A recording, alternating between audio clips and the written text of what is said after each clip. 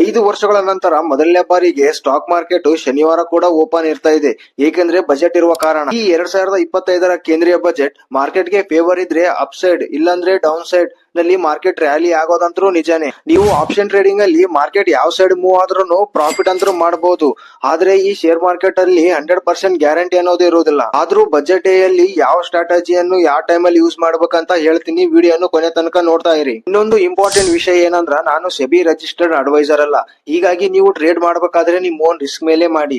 ಈ ವಿಡಿಯೋ ಯಾವುದೇ ರೆಕಮೆಂಡೇಶನ್ ಅಲ್ಲ, ಕೇವಲ ಎಜುಕೇಶನ್ ಪರ್ಪಸ್ ಗೋಸ್ಕರ ಮಾಡ್ತಾ ಇರೋದು. ಬಜೆಟ್ ಬೆಳಗ್ಗೆ 11 ಗಂಟೆಗೆ ಪ್ರಾರಂಭವಾಗುತ್ತದೆ. ಮಾರ್ಕೆಟ್ ನಲ್ಲಿ ಮೂವ್ಮೆಂಟ್ 11:15ರಿಂದ ಪ್ರಾರಂಭವಾಗುತ್ತದೆ.